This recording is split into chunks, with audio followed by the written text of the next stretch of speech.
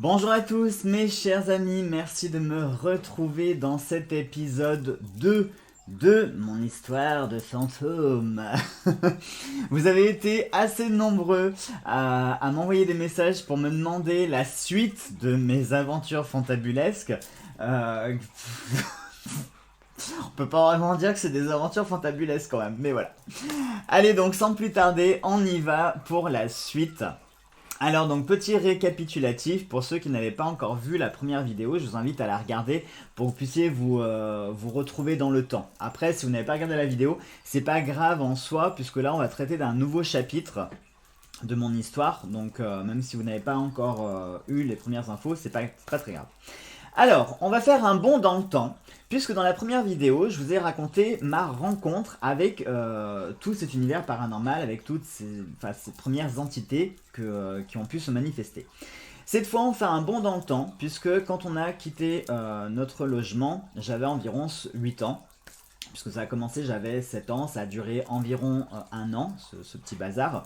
Et on arrive vers l'âge de 12 ans. Alors je vous raconterai pas tout ce qui s'est passé de 8 ans à 4 ans, parce que d'une part c'est personnel, et d'autre part ça rentre pas en compte avec le côté paranormal. Alors, ma mère avait réussi à mettre un petit peu d'argent de côté et on avait un couple d'amis qui possédaient plusieurs maisons, ils en avaient trois. Ils avaient leur maison principale, leur résidence principale, ils avaient une maison de campagne et ils avaient une autre maison de campagne qu'ils ne voulaient plus. On ne savait pas pourquoi, vous comprendrez.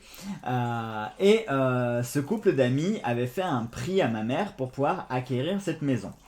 Bon, ma mère s'était pas posé plus de questions que ça, hein, c'était des très bons amis, donc on a imaginé qu'ils nous avaient fait un prix, hein, puis comme en plus ses amis étaient assez fortunés, faut quand même le reconnaître, hein, ils couraient pas, enfin ils avaient pas spécialement besoin d'argent, donc on s'est dit que voilà, ils nous avaient fait un prix, comme ils savaient que nous on n'avait pas beaucoup d'argent, surtout en plus avec ce qu'on venait de vivre ces dernières années, hein, voilà, je vous raconte pas tout. Mais mon paternel nous avait laissé des très très grosses dettes de jeu. Et comme ma mère était liée sur le compte avec mon père, du coup c'est elle qui s'est retrouvée à payer les déboires et les mésaventures que mon père avait faites.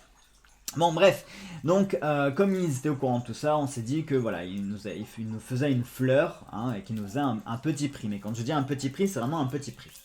Donc nous voilà, enfin surtout ma mère, nous voilà acquéreurs de cette maison, nous voilà avec les clés en main. Donc c'est une petite maison qui existe toujours à l'heure actuelle, qui n'a pas été réhabitée depuis, hein, bon, faut quand même se le dire. C'est une petite maison d'un petit village de Haute-Loire. Alors ça vous parlera pas si je vous donne le nom du bled, hein, mais voilà, c'est un petit village de Haute-Loire. Et donc on y va.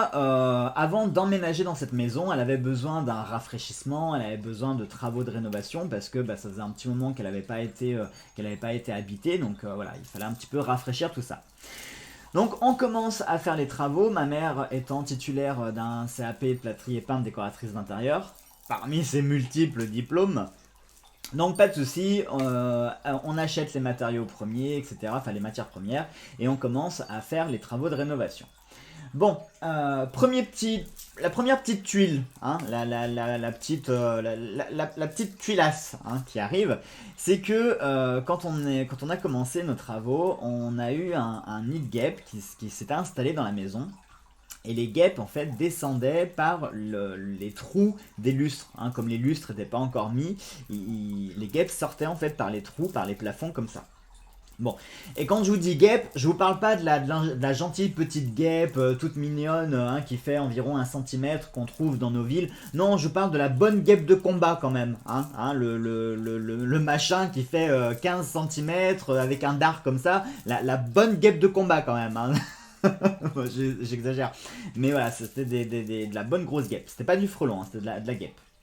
Donc comme ma mère avait travaillé dans l'apiculture, elle avait des connaissances, donc elle a fait marcher ses relations pour qu'ils viennent désinsectiser le grenier, les combles, etc. Donc problème des guêpes réglé. On avance un petit peu les travaux et puis quoi, 3 semaines après, à peu près, à peine, 15 jours, 3 semaines après, on a à nouveau une autre tuilasse, un peu plus grosse quand même.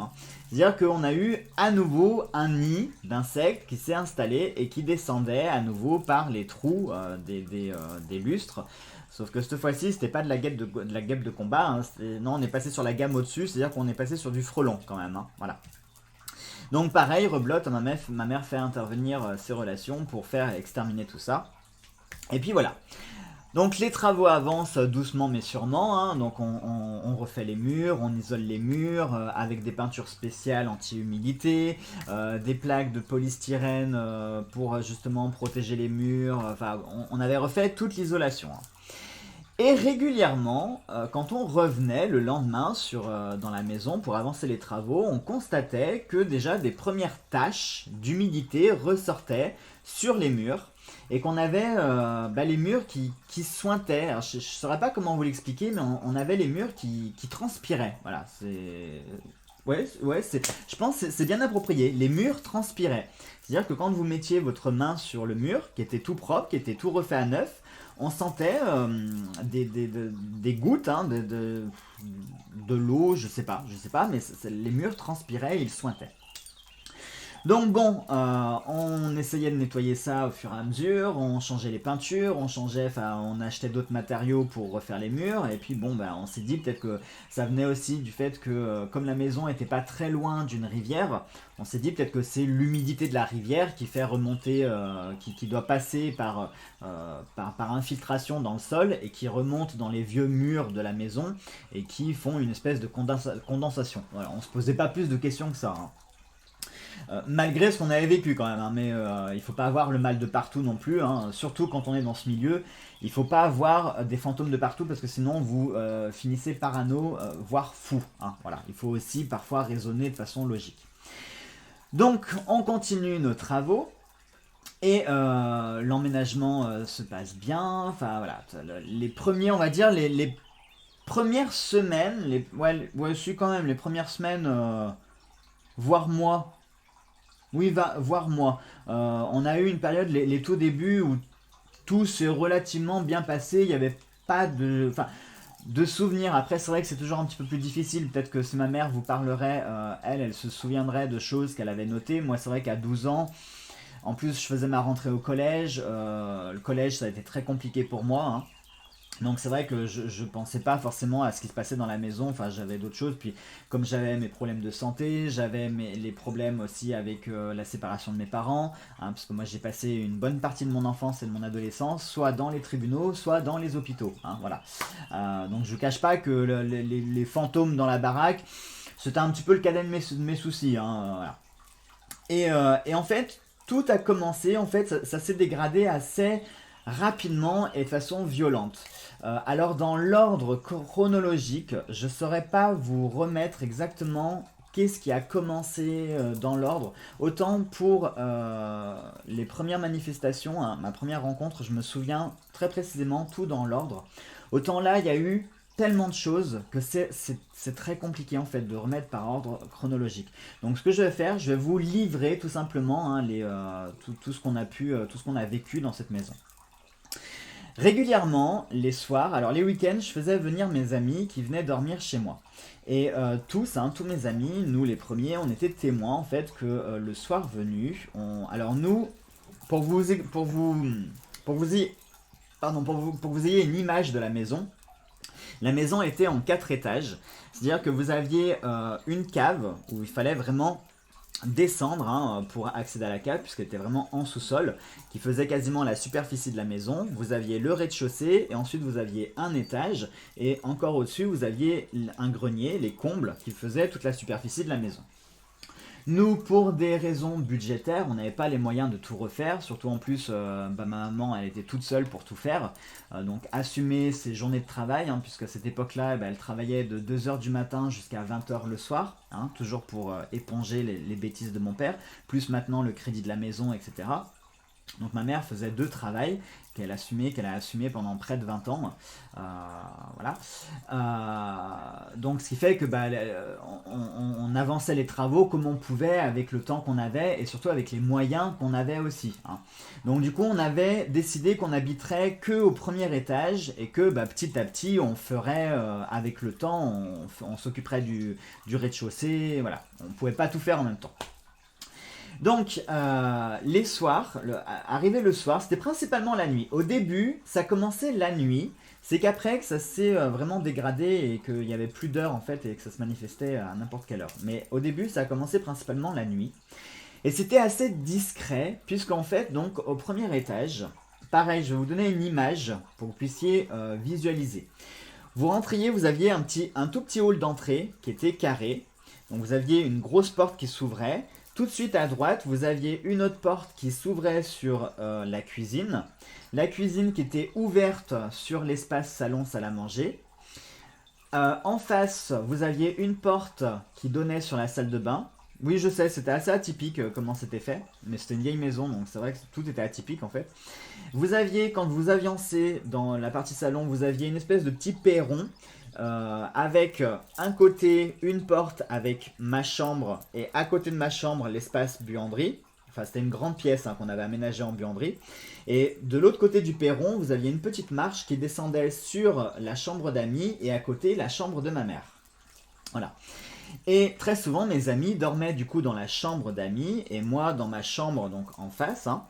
Et le soir venu, très souvent on entendait le loquet de la porte, donc la porte de la cuisine. Et il faut savoir que cette porte, comme c'était une vieille porte, c'était pas un loquet, vous savez, une poignée, non, c'était les trucs qu'on tourne là. Je pense que vous avez tous eu une grand-mère qui habite en campagne avec ces vieilles portes, avec les poignées un peu voilà, en étain, qui font du bruit quand on les tourne, et puis la petite porte qui grince, qui va avec.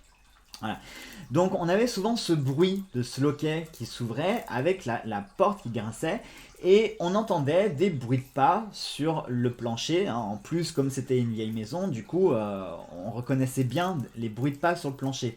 Surtout ces bruits de pas qui ressemblaient un peu à, comment je pourrais vous dire, comme quelqu'un qui marche avec des sabots. Vous savez, ça faisait des pas lourds et un bruit sec.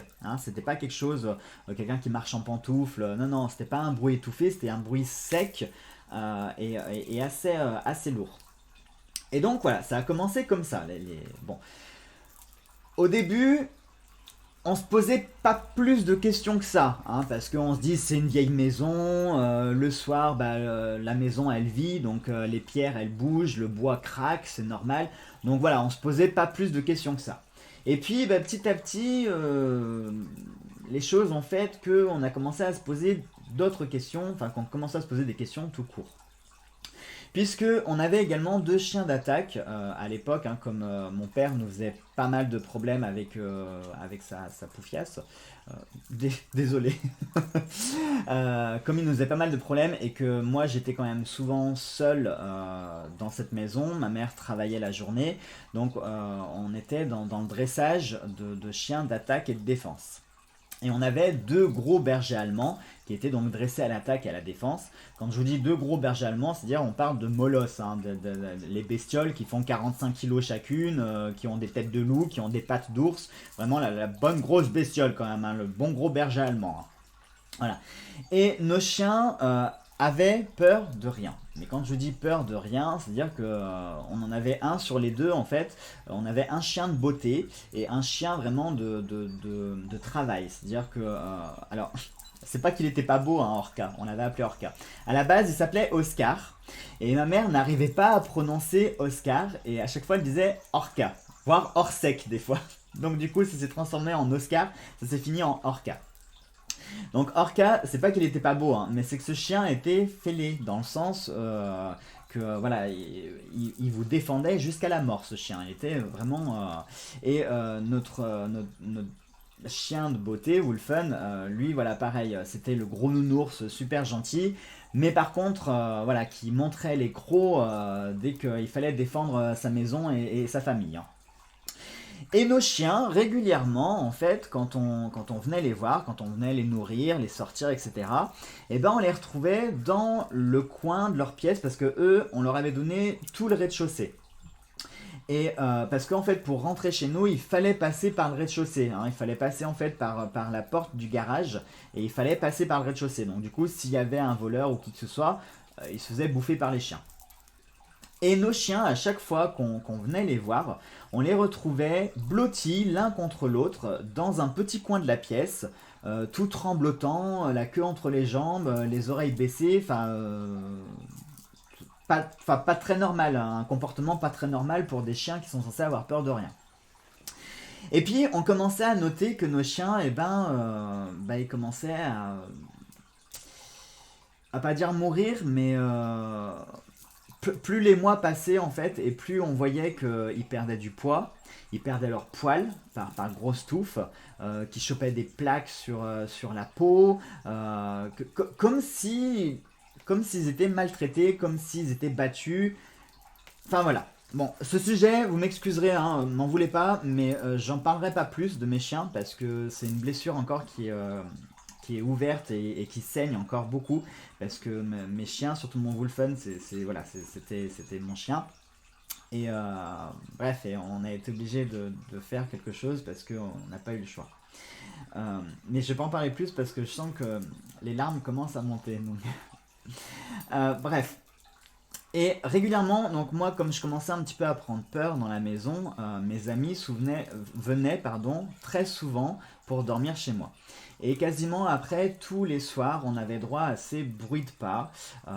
C'est pas très lourd, hein, c'est pas de sabots qui marchaient sur le plancher.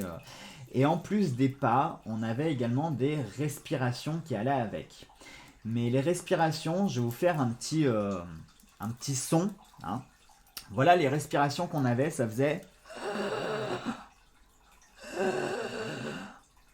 Voilà. En plus des bruits de pas, ça faisait ça. À côté de ça, on avait les murs, malgré qu'on avait deux chauffages. On avait un poêle à bois qui était dans la cuisine et un poêle à charbon qui était dans la buanderie, qui fait que quand il tournait à plein régime, dans ma chambre, je pouvais monter à 30-32 degrés. Je sais pas si vous voyez. Donc, comme vous en doutez, du coup la maison était chauffée, voire surchauffée. Donc quand une maison est chauffée, qu'elle a été réparée, aseptisée, etc., c'est quand même difficile d'avoir des moisissures, de l'humidité, etc. Et or, c'est ce qui se passait sur les murs. On avait non seulement les murs qui continuaient à sointer, mais quand je vous dis sointer, c'est-à-dire qu'on avait carrément les coulures. C'était même plus des gouttes, c'était des coulures qui se faisaient, hein, sur les murs. Et on avait des moisissures, mais alors quand je dis des moisissures, c'est pas la petite moisissure sur la peau d'orange, hein, que vous avez laissé dans le frigo pendant une semaine. Non, non, c'est carrément l'élevage de champignons de Paris en fait. Hein, c'est la forêt complète avec la mousse, les bolets, les cèpes, les chanterelles, tout. C'est carrément le sous-bois entier qu'on avait sur les murs. Hein. Voilà, c'était ça quand même. Hein.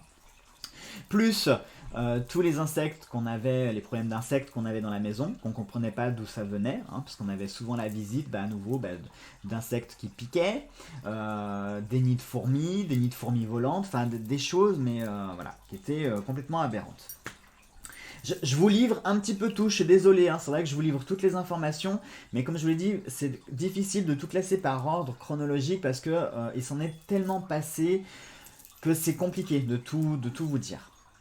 On avait également, ce que je vais faire, je vais vous dire les choses telles qu'elles me viennent dans mon esprit. Comme ça sera plus simple et moi, ça m'évitera de trop vous en dire. On avait dans la cave, notre cave, c'était pas une grande cave, c'est-à-dire une grande pièce, non, c'était en fait plusieurs petites pièces. Et le sol, c'était en terre battue, tout ça, vraiment la bonne cave, la vraie vieille bonne cave. Et on avait plus loin, au fond de la cave, on avait donc une pièce dans la cave qui avait à l'intérieur, au milieu de cette pièce, qui avait une trappe qui était fermée par une chaîne, un cadenas, etc. Et on n'a jamais su ce qui se cachait dans cette trappe. C'est-à-dire, imaginez quand même la cave, il fallait descendre vraiment en sous-sol. C'est-à-dire qu'on était à 2-3 mètres en dessous du niveau de la rue. Et dans cette cave, il y avait une autre cave, quelque chose qui descendait encore. Ma mère avait demandé à notre couple d'amis qu'est-ce qui se cachait dans cette trappe. Et il lui avait répondu de ne pas ouvrir cette trappe, de la laisser fermée, de ne jamais l'ouvrir. Bon, voilà. Du coup, un petit peu frustré parce qu'à l'heure actuelle, on ne sait toujours pas ce qui était caché ou ce qui se cache dans cette trappe. Et ma mère, quand même, qui est assez courageuse, la cave, elle y descendait quasiment jamais. Moi, le premier, hein. C'est-à-dire que quand on avait le technicien qui venait pour relever les compteurs, on lui montrait où c'était, mais on ne l'accompagnait pas parce que la cave, c'était voilà, on sentait une énergie qui était vraiment très très très malsaine. Hein. Sincèrement, c'était palpable. L'énergie était vraiment palpable. L'air ambiant, vous sentiez qu'il y avait vraiment quelque chose d'ultra malsain dans la cave. Et fait exprès, je vais vous parler d'une petite anecdote. J'avais fait un rêve une nuit et je me tenais en fait à l'extérieur de la maison et je voyais un homme qui remontait de la cave. Alors un homme type un peu le mafieux italien, crâne rasé, le petit borsalino sur le crâne, le costard rayé, vous savez, gris avec les rayures, tout ça, très élégant, très beau, mais très menaçant aussi, hein. Très très très menaçant. Et j'étais là, j'avais peur de cet homme qui remontait tout doucement de la cave et qui, je savais, venait pour moi, qui venait pour me faire du mal. Je le savais. Et j'étais là dans mon rêve à hurler, à appeler en fait Jésus. Et à ce moment-là, je lève ma tête et je vois un homme avec une robe, une grande robe blanche, brun, avec une barbe, qui sort donc par la porte, qui court sur le balcon, qui descend, qui prend les escaliers, qui descend les escaliers, qui passe sur la terrasse, qui rentre dans la maison, qui ouvre la porte du garage, qui m'appelle, je rentre dans la porte du garage, il me prend, je me souviens qu'il m'avait pris comme ça pour me tirer dans le garage, et juste à ce moment-là, l'homme arrive pour me saisir, et cet homme-là claque la porte sur lui, et je me retourne et je me souviens avoir vu le visage d'un homme brun avec des cheveux ondulés, mais brun genre chocolat, un joli chocolat foncé, des yeux très très bleus, d'un bleu très profond, et je me souviens être tombé à ses pieds et lui avoir dit merci, merci, merci d'être venu me sauver. Voilà. Et ça m'a toujours traumatisé ce rêve parce que pour moi, je sais que c'était pas un rêve et je sais en fait que j'ai eu la visite et vous allez comprendre quand je vais vous raconter la suite que je pense que dans cette maison, on a eu un combat qui s'est joué. Un combat entre les deux superpuissances, c'est-à-dire qu'on a eu le divin qui s'est manifesté et le malin qui était aussi présent. Parce que vous allez voir que là, ce que je suis en train de vous raconter, les petites manifestations de pas, etc., nos chiens qui dépérissaient, les problèmes d'humidité, les insectes, etc., mais c'est rien du tout face à ce que je vais vous raconter par la suite. Préparez-vous, c'est là que ça va devenir vraiment flippant. Faut savoir qu'à ce moment-là aussi, on était en pleine. Moi, j'étais en train de chercher ma voie, hein, chercher ma voie spirituelle. Et comme on est de confession protestante, on se rendait régulièrement au temple. Alors chez nous, ça s'appelle pas des églises, ça s'appelle des temples. Et j'ai également pris le baptême protestant, j'ai été baptisé protestant, et j'ai été doublement baptisé puisque j'ai eu le baptême d'eau et le baptême de l'esprit. Alors je vous invite à aller chercher, farfouiner tout ça, je ne vais pas vous expliquer ça, mais voilà, chez les protestants il y a deux baptêmes, il y a le baptême d'eau et le baptême d'esprit. Et le baptême d'esprit, en fait, on dit que c'est le Saint-Esprit qui vient vous visiter et qui vous offre un langage mystique pour communiquer directement avec Dieu. Voilà.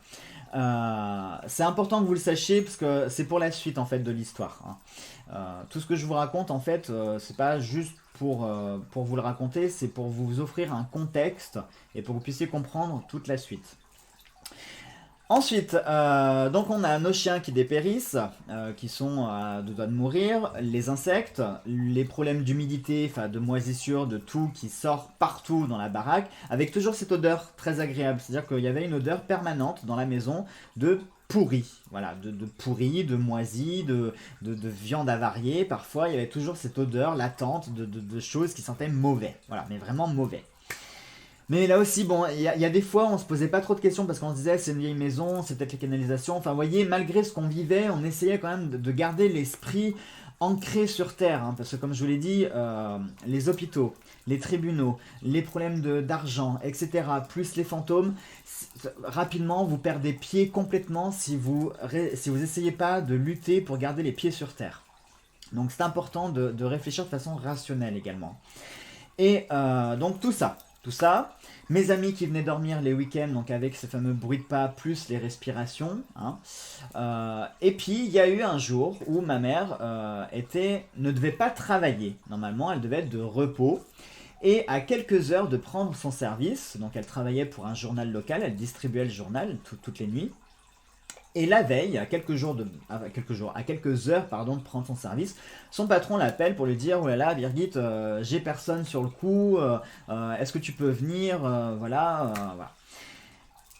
Et je remercie d'ailleurs son patron et le ciel d'avoir fait en sorte que ma mère travaille ce matin-là, parce que sinon on ne serait plus là, je ne serais plus là pour vous raconter, puisqu'on s'est réveillé en fait, ma mère s'est réveillée en pleine nuit, avec de la fumée partout dans la maison. Hein, mais c'est pas un petit bâton d'encens, non, c'est-à-dire il y avait de la fumée de partout dans la maison, avec une odeur de brûlé. Donc ma mère me réveille en catastrophe, on sort directement, on était en pyjama, on sort directement, on va dans la rue, et là, donc on fait sortir les chiens, tout ça, et là on découvre que la maison était en flammes, et que le feu venait de la cave. Voilà. Donc on appelle les pompiers, etc. Les pompiers qui sont venus, qui ont éteint le feu. Il y a eu les services de police, puisque il fallait ouvrir une enquête pour voir si c'était pas criminel, puisque comme je vous l'ai dit, avec tous les problèmes qu'on vivait à cause de mon père, il ne fallait pas sous-estimer la partie criminelle quand même du truc, parce que si je vous racontais tout ce que mon père a tenté de me faire et ce qu'il m'a fait, vous comprendriez pourquoi est-ce qu'on avait été obligé d'ouvrir une enquête. Bon, et je sais plus si c'était le lendemain ou sur le lendemain, donc il y a l'expert de l'assurance qui passe pour évaluer les dégâts, etc. Il y avait également le chef des pompiers et tout ça. Et quand ils sont venus donc dans la cave pour voir l'étendue des dégâts, c'est là où ça devient très bizarre. C'est que quand vous rentriez dans la cave, il y avait encore l'odeur du feu. Vous sentiez l'odeur du feu. En revanche, il n'y avait aucune trace, nulle part. Ni sur les poutres en bois, ni sur les murs, ni rien, nulle part. Il n'y avait aucune trace du sinistre. En revanche, heureusement qu'il y avait les preuves, il y avait encore l'eau, la terre n'avait pas tout absorbé, il y avait encore l'eau que les pompiers avaient déversée, il y avait l'odeur du feu, mais il n'y avait même pas rien, même pas une poutre noircie, rien, pas un signe de l'incendie, absolument rien. Et donc l'expert de l'assurance qui dit: bah oui, mais moi ça va être compliqué parce que oui, je vois bien qu'il y a eu quelque chose, il y a l'odeur, il y a l'eau par terre, mais il n'y a rien qui a été touché, il n'y a pas de dégâts. Et je me souviens du pompier qui avait dit: mais c'est une histoire de fou, on était là avec mes hommes qui peuvent vous dire qu'il y a eu un incendie dans cette maison. Voilà. Bon. Vous en tirerez les conclusions que vous voulez, moi je vous livre simplement les choses. Donc comme vous en doutez, derrière on a les preuves, le contrat d'assurance, l'attestation des pompiers, le sinistre, la déclaration des services de police, enfin voilà, on a des dossiers quand même épais comme ça. Donc quand on vous parle de fantômes, mais qu'il n'y a pas de dossier, vous pouvez vous dire: oui bon, j'en prends, j'en laisse. Par contre quand on vous raconte des histoires de fantômes et puis qu'il y a une pile de dossiers et de preuves comme ça, bon, on est en droit de se poser quelques questions quand même. Voilà.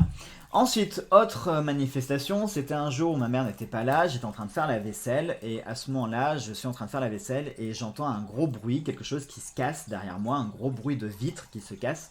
Et là, je me retourne, et environ à même pas 50 cm de moi, il y avait un pavé gros comme ça, qui gisait au sol, qui bougeait encore, qu'on voyait, qui venait de tomber, avec bien sûr la vitre qui avait éclaté.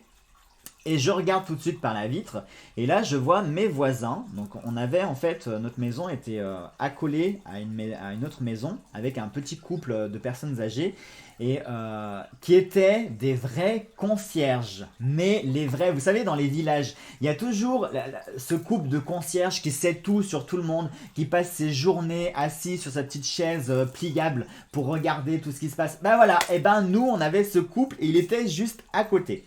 Et ils étaient là depuis le matin, et donc tout de suite je suis descendu pour leur dire: il s'est passé quoi, c'était qui, vous avez vu, qu'est-ce qui s'est passé, etc.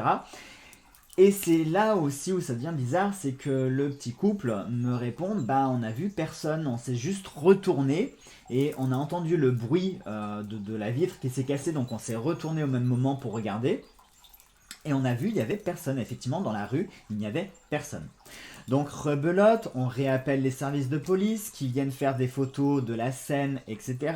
Qui font leur enquête auprès du voisinage pour récolter des témoignages. Et puis, bah, comme vous en doutez, personne n'a rien vu, il n'y avait personne dans la rue à ce moment-là. Voilà. Donc bien sûr, et je vous passe le fait que quasiment tous les soirs maintenant on avait ces bruits de pas, c'est-à-dire on entendait la porte qui s'ouvrait avec les bruits de pas qui se dirigeaient vers nous, les respirations, etc. L'ambiance ultra malsaine qui se passait. Qui plus est, là aussi je vais vous raconter 2 anecdotes. Par 2 fois, ma mère, le matin où elle se levait pour partir au travail, par 2 fois, elle a eu une chauve-souris qui était dans la maison. Et étrangement, coïncidence ou pas, c'est qu'à chaque fois qu'il y a eu cette ratapignata, donc la ratapignata c'est la chauve-souris, à chaque fois qu'il y a eu cette chauve-souris, le jour même, il y avait une catastrophe qui se passait. C'est-à-dire que la première catastrophe, ma mère s'est fait voler sa voiture sur sa tournée de journaux. Sauf que pour faire les journaux, en fait, ma mère descend de la voiture pour déposer le journal dans la boîte aux lettres. Elle ferme pas à chaque fois sa porte à clé, machin et tout. Eh bien, l'assurance n'a pas voulu reconnaître le vol de la voiture, tout simplement parce que la portière était ouverte et du coup n'a pas été considérée comme un vol. Et ouais, c'est aberrant. C'est aberrant, c'est aberrant. Voilà. Donc comme vous en doutez, la voiture de ma mère c'était son outil de travail, donc elle a été obligée de prendre un nouveau crédit pour acheter une nouvelle voiture.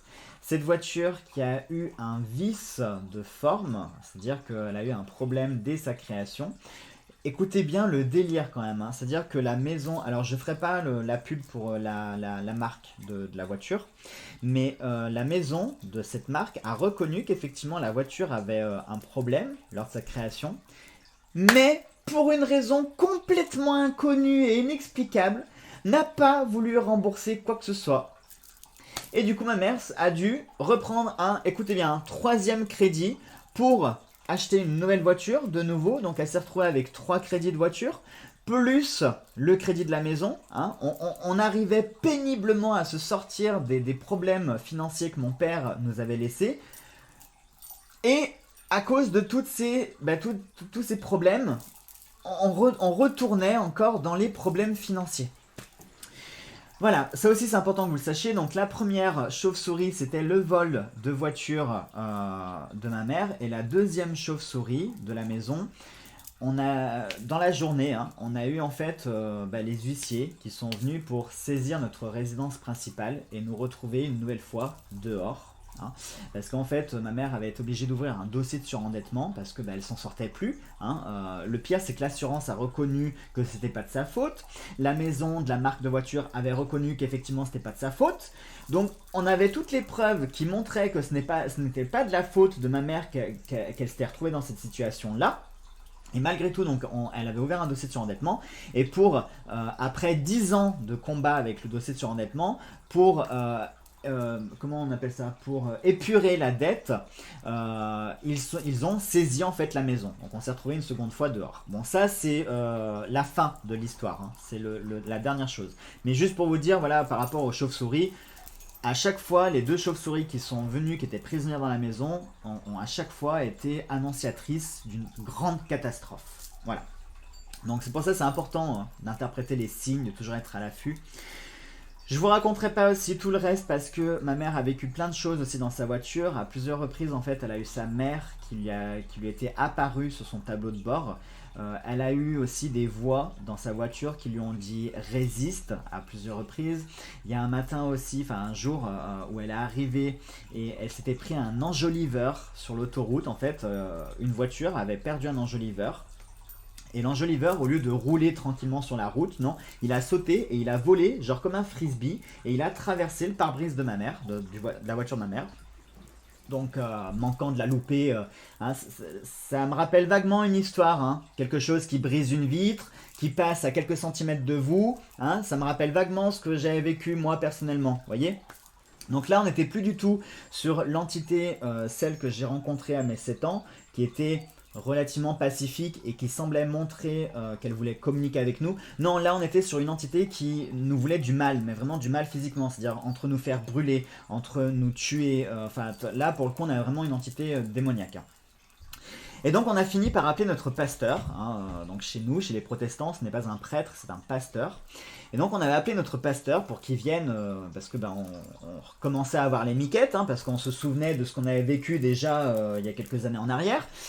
Donc on appelle notre pasteur pour qu'il vienne bénir la maison, pour qu'il vienne faire ce qu'il y avait à faire. Et donc on commence à se mettre en prière, donc il était venu, et puis il y avait un frère aussi de notre église qui était venu pour essayer en renfort, qui était venu en renfort.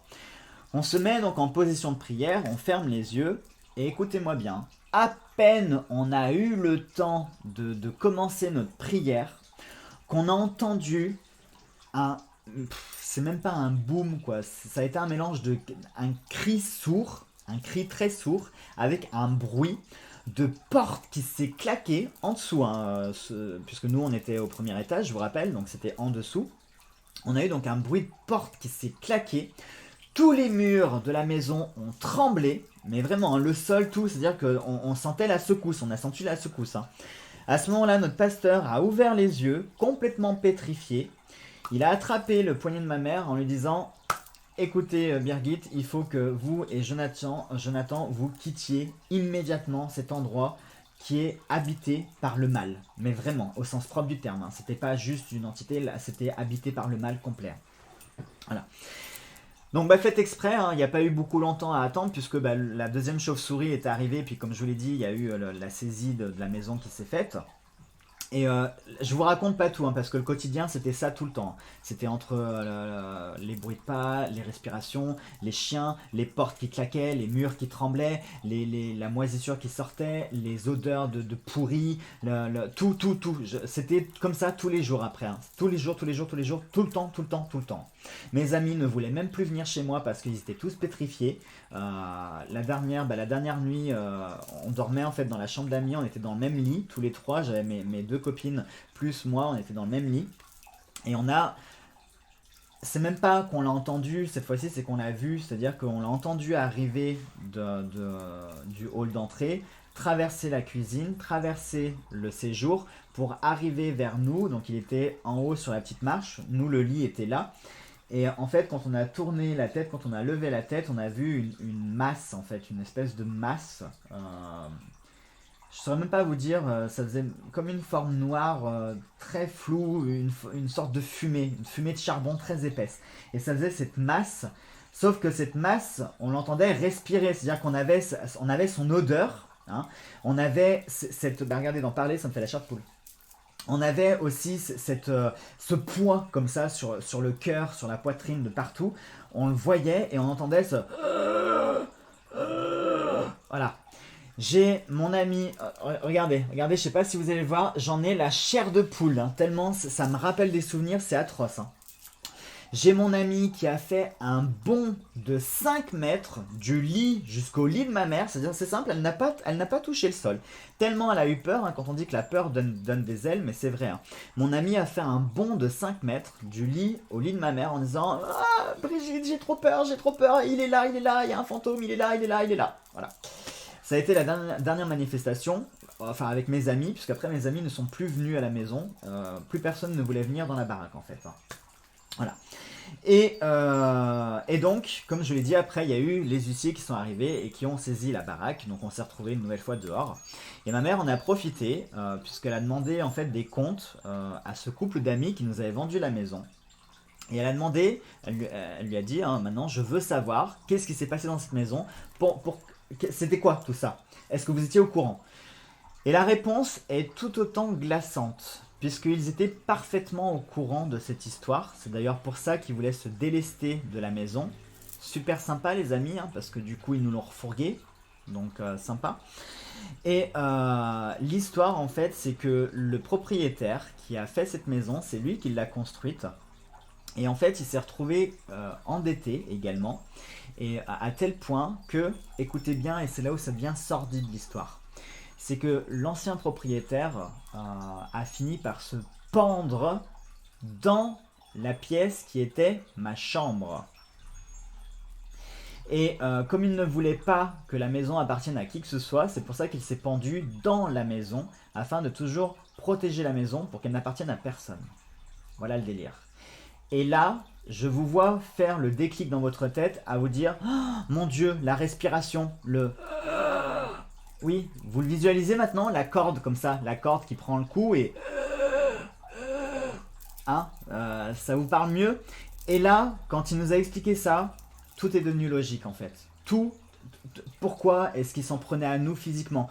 Pourquoi est-ce que... Parce que pour la triste histoire, non seulement on s'est retrouvé dehors, mais on a dû faire euthanasier nos chiens parce que ils avaient chopé des maladies à cause de tout ça. Ils étaient très très mal en point. Et, bref, je vais pas en parler parce que c'est un sujet qui est hyper sensible. Et rien que d'en parler, vous voyez, ça me fait monter les larmes aux yeux. Donc ça, voilà, c'est un deuil que j'ai toujours pas fait et je sais que je m'en remettrai jamais. Surtout que quand vous avez ces choses qui se manifestent dans votre vie, chez vous, que vous ne les cherchez pas et que vous perdez des plumes à cause de ces choses-là, je vous garantis que ça vous marque profondément quand même dans votre vie. Bref, allez, on va essayer de pas... voilà. Donc, vous voyez un petit peu l'histoire, donc on se retrouve à nouveau dehors, on n'a plus nos affaires, on se retrouve à nouveau criblé de dettes, nos chiens qu'on a dû faire partir, hein, voilà, on se retrouve là, à cause de ça, à cause de ces choses-là. Voilà. Et je vous cache pas que à l'heure actuelle, cette maison n'est toujours pas habitée, c'est-à-dire qu'il n'y a toujours pas de propriétaire. Hein. Des fois, quand on passe devant cette maison, parce que quand on va se balader en Haute-Loire, on passe en fait dans ce village et on passe devant cette maison puisque elle est sur l'avenue principale, enfin sur la rue principale du village. Et à chaque fois, on jette un petit coup d'œil et cette maison, depuis qu'on y est parti, n'a jamais été réhabitée. Voilà. Donc je pense que ça veut dire ce que ça veut dire. Et très régulièrement, sans vous mentir, hein, je rêve de cette maison environ une fois par semaine, voire plus parfois. Et je sais pas pourquoi, je me sens attiré encore par cette maison. J'ai comme un besoin de savoir, comme un besoin de comprendre pourquoi. Enfin, même si je sais plus ou moins pourquoi, mais je sais pas, il y a cette énergie en fait qui m'attire dans cette maison et je pense que c'est malsain. Hein. Je n'y retournerai pas. Hein. Clairement, je ne retournerai pas dans cette maison parce que pour le coup, Amityville. Ah, pour le coup, Amityville, on est dedans, hein. Vraiment, on est dedans. Hein. Voilà, pour ça, moi, des fois, quand je regarde des films d'horreur, ça me fait sourire parce que, enfin sourire ironiquement parce que je me dis ouais effectivement et encore même t'aurais même pu aller plus loin parce qu'en vrai ça j'ai vécu ça, tu pourrais même rajouter ça. Voilà. Mais voilà, mais pour vous dire si vous voulez un petit aperçu de cette époque-là de notre maison. C'était un mélange d'Amityville en fait, voilà, clairement. Hein. C'est d'ailleurs pour ça un petit peu que la vidéo, je vois, on est à 42 minutes. La vidéo est très longue parce que voilà, il y avait beaucoup de choses à raconter. On a vécu beaucoup d'années dans cette maison. Hein, c'était notre seule maison, on n'avait que ça, on n'avait nulle part où aller. Ma mère a été prise à la gorge avec les crédits, etc. On ne pouvait pas aller ailleurs, donc on a été obligé de vivre avec ça en fait. On n'avait pas le choix. Et comme j'avais beaucoup de choses à vous raconter par rapport à ça, voilà, j'espère que je vous ai pas trop glacé le sang parce que c'était voulu et pas voulu. Hein. Le but c'était de partager avec vous cette expérience-là.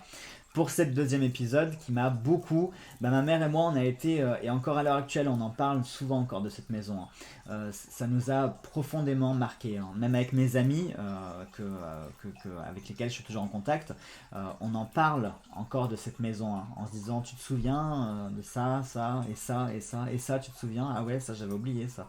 Ah, mais souvent aussi on en parle encore parce que eux aussi ça les a beaucoup traumatisés. Voilà. Et nous, je vous en parle pas. Nous, c'est même plus du traumatisme, hein, comme vous avez pu le voir. C'est encore des blessures qui saignent et des deuils qui n'ont toujours pas été faits. Hein, des 15 ans après, quand même. Hein, voilà. Voilà donc, mes chers amis, pour cet épisode 2. On se retrouvera pour un épisode 3, voire 4. Parce que j'ai d'autres choses à vous expliquer. Hein, puisque, voilà, quand on est parti, enfin, quand on est parti de cette maison, j'avais 15 ans, 15-16 ans à peu près, puisque en fait j'ai fait tout mon collège, de la 6e à la 3e, voilà, dans cette maison. Et en fait, on est parti au même moment où j'allais rentrer au lycée. Donc voilà. Donc c'est ça, je devais avoir 15, 16 ans, 16, 17 ans. Non, 15, 16 ans. 15, 16 ans plutôt. 15, 16 ans. Et comme vous en doutez, c'est pas fini. Ça me fait pas rire de dire ça, mais c'est pas fini. Et encore aujourd'hui, ce n'est pas terminé. Mais ça fera l'objet d'autres épisodes. Allez, je vous embrasse très très fort mes chers amis et on se retrouve très vite pour l'épisode 3 de mon histoire de fantôme.